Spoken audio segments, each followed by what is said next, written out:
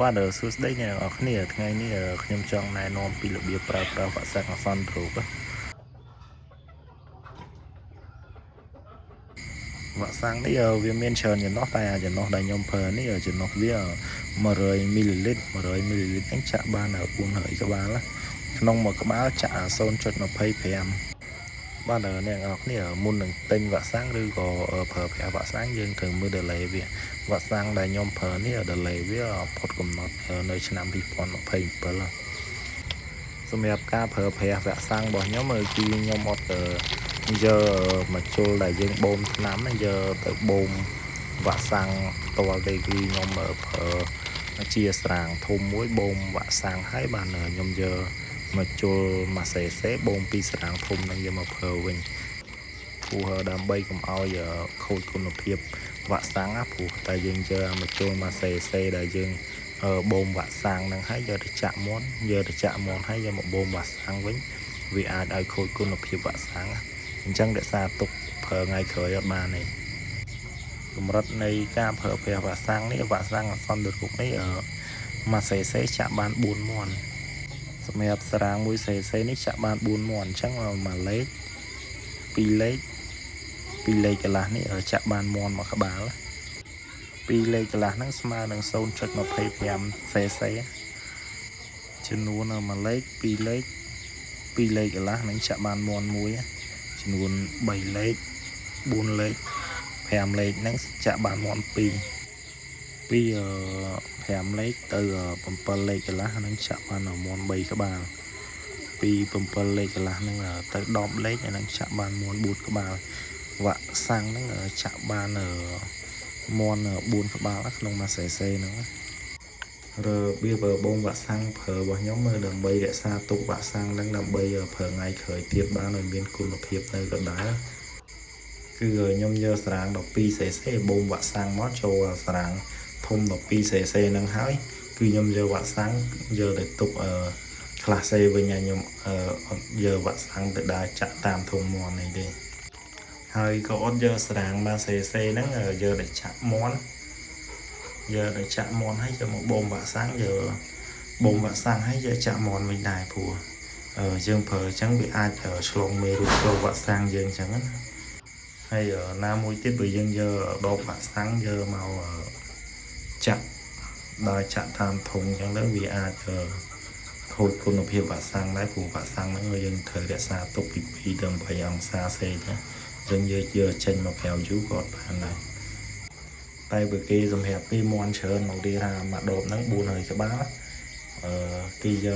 ប្រើម្ដងហ្នឹងអស់400ក្បាលហ្នឹងហ្មងអាហ្នឹងគេអាចមានមកជុលសម្រាប់បូមវ៉ាក់សាំងមួយហើយស្រាងមួយសេហ្នឹងបូមវ៉ាក់សាំងហ្នឹងយកប្រើហ្មងអញ្ចឹងវាងាយស្រួលតែសម្រាប់យើងមាន់តិចយើងចង់ប្រើវ៉ាក់សាំងហ្នឹងទៅថ្ងៃក្រោយទៀតអាហ្នឹងធ្វើដូចខ្ញុំទៅអាហ្នឹងយើងអាចរក្សាគុណភាពវ៉ាក់សាំងអាចប្រើបូមហើយអាចប្រើទៅថ្ងៃក្រោយទៀតបានអញ្ចឹងវ៉ាក់សាំងនេះខ្ញុំយកស្រាងធំបូមពីដបវ៉ាក់សាំងមកចំនួន3 cc ចាក់សម្រាប់ពី10ក្បាលអញ្ចឹងបានខ្ញុំយកស្រាងមួយ cc បូមកន្លះ cc ចាក់សម្រាប់2មាន់ឧទាហរណ៍អ្នកនរគ្នាមើល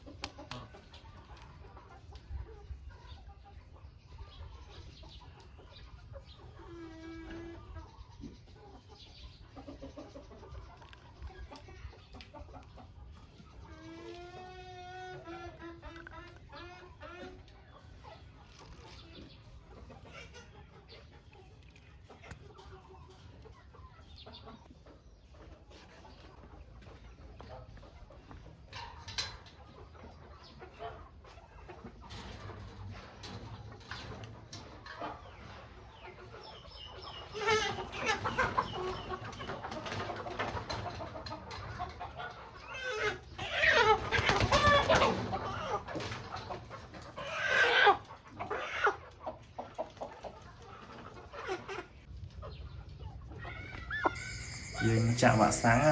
មាន់ណាចាក់វ៉ាក់សាំងយើងចាក់ម្នាក់ឯងក៏បានដែរយើងកាន់ជើងវាក្តោបមកក្រោយ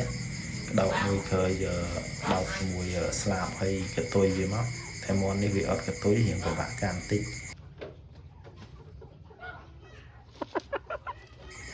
dương chặt bốc vì chặt trên là sọ cùng chặt thoáng ăn ba mùi sẽ ăn thùng bia và đào hay áp xá anh chẳng chặt trên là sọ trên đấy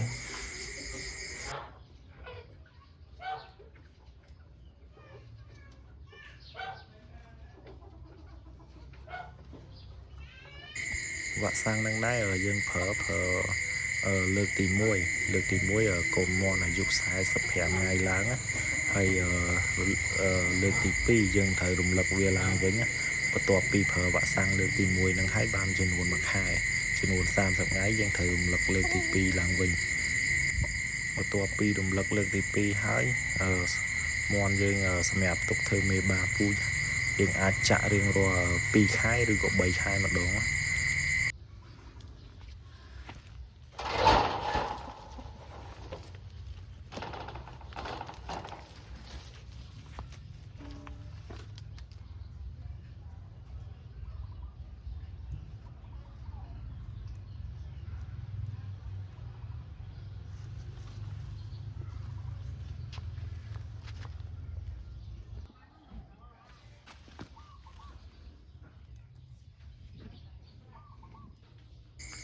តួមន់ធំជាកដាច់អ្នក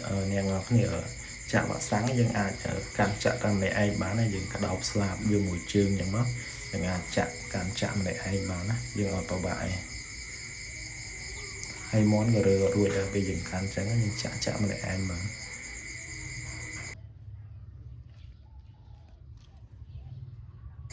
បាទដែលជាចុងបញ្ចប់នៃវីដេអូនេះសូមអ្នកនរគ្នាជួយចុច subscribe ឲ្យខ្ញុំម្នាក់មួយមកខ្ញុំនឹងចែកមកលើចំណេះដឹងនៃការចាំមន់ដែលខ្ញុំមានអ្នកនរគ្នាវីដេអូបន្តទៀត